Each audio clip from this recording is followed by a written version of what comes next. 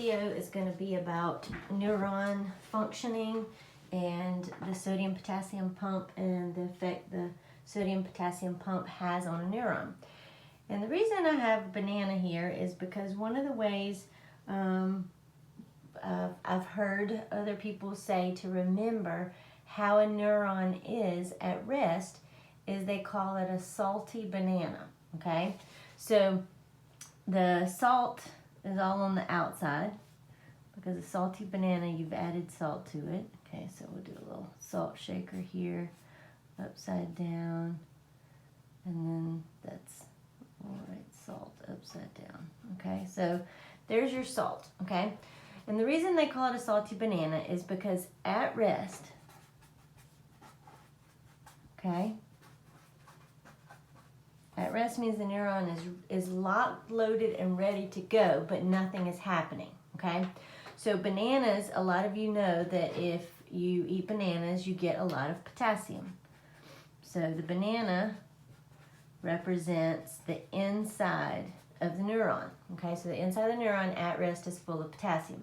On the outside is sodium, and a lot of people think of sodium because salt is NaCl, and so a salty banana is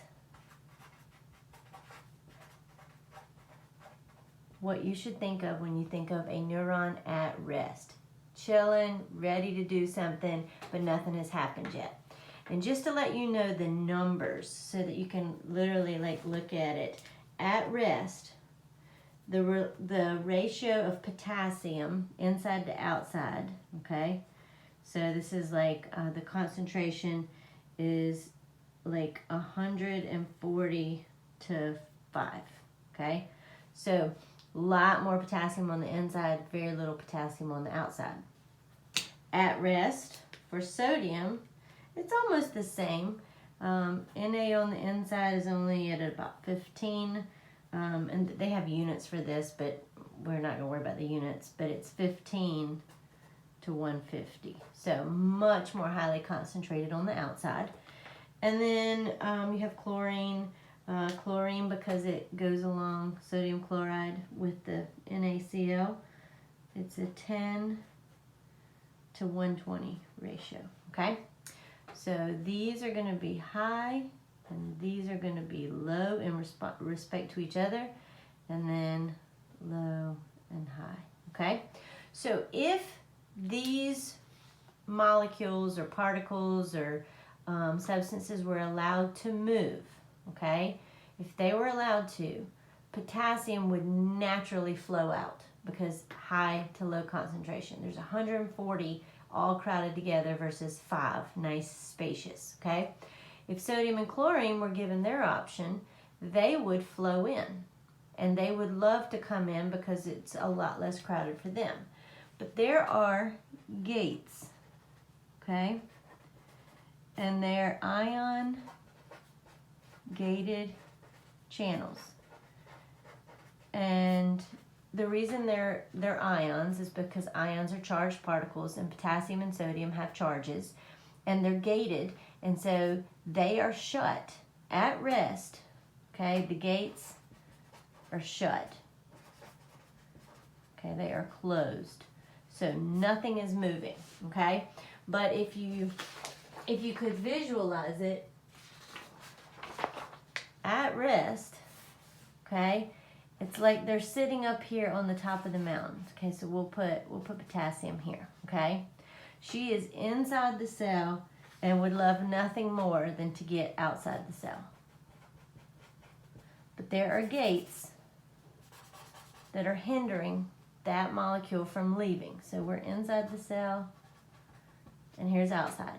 But if I was to remove this gate, then all of a sudden it's just going to roll down as fast as it can, okay? And that's where it's going to naturally want to go.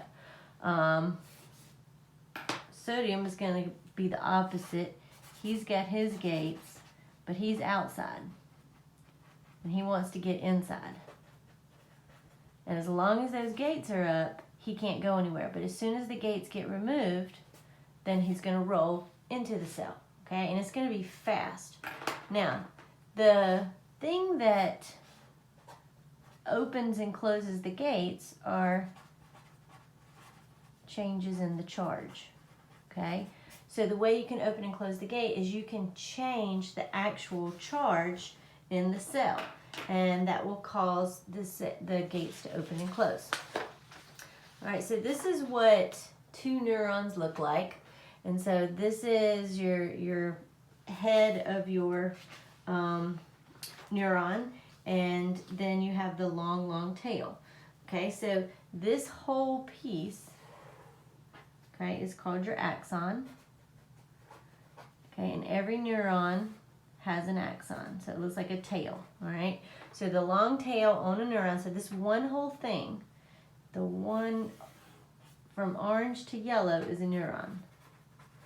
And then here is another neuron. Okay, and where they interact is called a synapse. The synapse is just a location of where one neuron gets really, really, really close to another neuron, and he's going to send chemical signals. And those are going to be called neurotransmitters. And they're going to diffuse out of this and into this, okay? And so we're going to talk about all the pieces and parts, but they never touch. If they were to touch, you would constantly be getting all these weird signals. So if you have some sort of nerve damage, you might actually have two neurons touching and talking to each other way too much, so you keep getting weird signals. All right, so these little hands, these little branches that are coming off of the head of the neuron are called dendrites. Okay, and they are like little receivers. And so inside of your neurons, you have a nucleus. So they both have a nucleus, and they have their dendrites. And then the signal actually travels down in this direction. So this neuron would have received a signal, some sort of neurotransmitter, and then the signal travels down the axon, and then when it gets to the end of the terminus end, it sends its own little chemicals, and it triggers this neuron to send a signal, okay? So the signal is literally like an electrical impulse that is traveling down these neurons. And the way it travels is by opening and closing these gates and allowing sodium and potassium to flow in and out of the cell. So before a neuron does anything, he is at rest. Lots of potassium on the inside, lots of sodium on the outside. Sodium would love to go in and potassium would love to go out, but they are blocked because of the gated channels. All right, so chemical reactions occur in your cell, and we can actually measure the reactions that occur by using this action potential graph. So I have a couple numbers here, and it goes from negative to positive, and somewhere in here you have a 0 voltage, okay, and these are millivolts. All right, so a neuron at rest is down here at negative 70. So if I'm looking at a salty banana, okay, he's at rest. His charge is at negative 70. That means the gates are closed. Okay, and they will not open until other chemical signals get sent to them and change the voltage, okay? So in order to get the voltage to change, you have to have some sort of chemical signal. And with neurons, they're called neurotransmitters.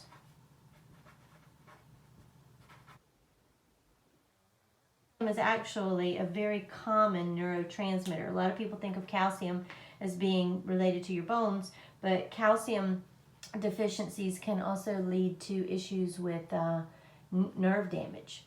So calcium is some of those signals that get the neuron's voltage up to this negative 55 level. All right, negative 55 is what has to happen in order for your neuron to respond, okay? So if you can't get it to negative 55, nothing's going to happen, okay? And we call this negative 50. Some books call it, no, negative 55 is about right. We'll call this the threshold. okay? And the threshold is that number you have to get in order for your neuron to respond. So if it's down here and it gets a little bit of signals, but it never hits negative 55, it will stay at rest and it will not respond. But as soon as the neurotransmitters are strong enough to get it above this, then this is the threshold is an all or none. Okay, once you hit negative 55, boom, you get a response. And so it's going to go up, it's going to hit this positive area, okay? So what happens right here is your NA gates open. Okay, and when those sodium gates open, that sodium is so happy. Okay, so it is just stuck right here. So sodium just starts flowing. So I'm right NA. It just starts flowing into the cell.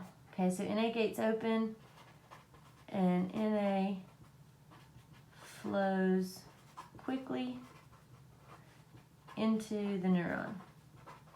Okay, because remember, you got your salty banana and all that salt's on the outside, and as soon as the gate opens, boom, he's going in, okay? And as they keep going in and going in, so all along this, as the voltage goes positive, positive, positive, NA is flowing into the neuron. So the sodium gates are open, all right? But when it hits this point right here, right there, the NA gates close because it's too positive.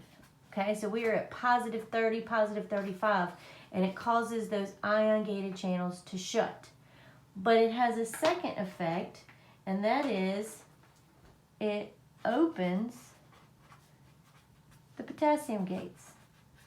Okay, so now if you think about it, that neuron is so full of stuff because it was already super full of potassium. Now all the sodium has flowed into it as well. So it is overflowing. So now, because of the voltage change, potassium gates can open. So because they open, they take the charge back down and more negative. Okay? Now, a lot of other stuff happens. This is like the basics of it. But the potassium gates open. And so potassium naturally flows out of the neuron. All right, so that's going to cause our voltage change. And then it flows so fast that it actually undershoots the resting potential. And so it kind of like dips a little bit and then it comes back, okay? So once it gets back to this area, we call that little undershoot a hyper. Hyper, because hyper means a lot, polarization. Okay, and it's doing that to reset everything and get the neuron, get all the potassium flowing out, and then all the sodium has been flowing in. So when it gets back here, this is where it has to reset, okay? And we're going to talk about the reset here in a second, but you need to know that up is called depolarization, and always remember it because it's alphabetical. Depolarization and then repolarization. All right, and polar means you have opposite charges, like a water molecule is polar, so you have positive on one side and negative on the other. So right now, at rest, the neuron is polar, okay? It's polarized. But when we open the gates and we let that sodium flow, it depolarizes our neuron. And then when the gates for sodium close and potassium gates open, we're trying to head back to repolarization. We're trying to get it back where it was. And then right here at rest, okay, the sodium and potassium pumps reset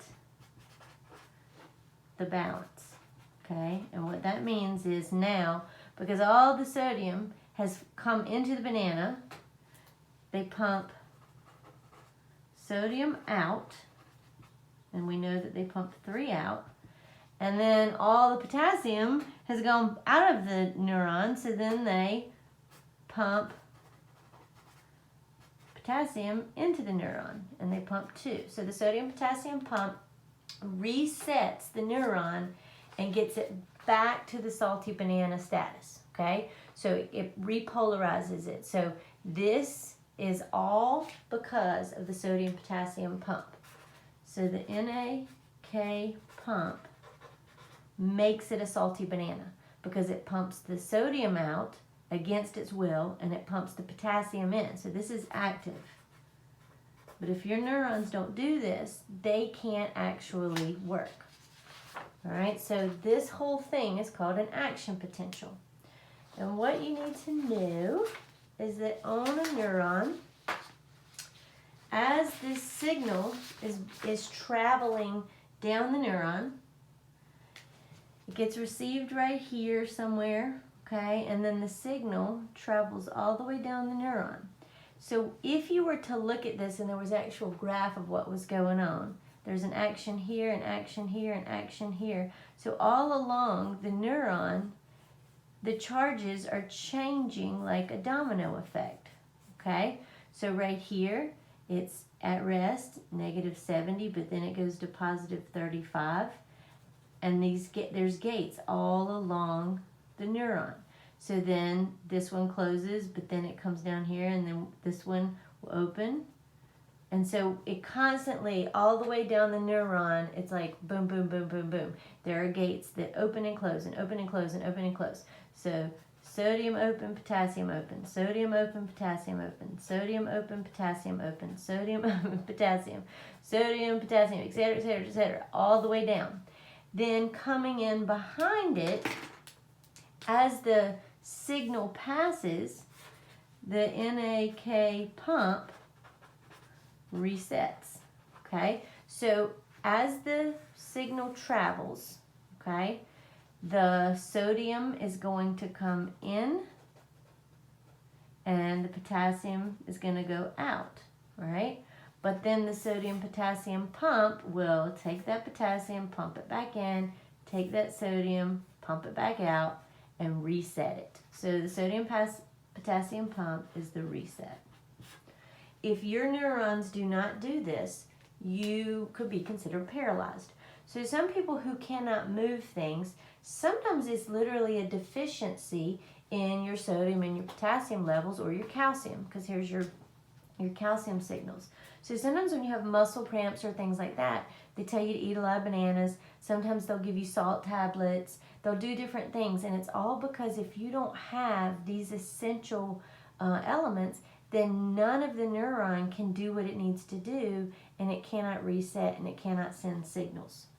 So that in a nutshell is your neuron signaling, and it's all based on voltage gated channels, and it's all about moving sodium and potassium in and out of the neuron.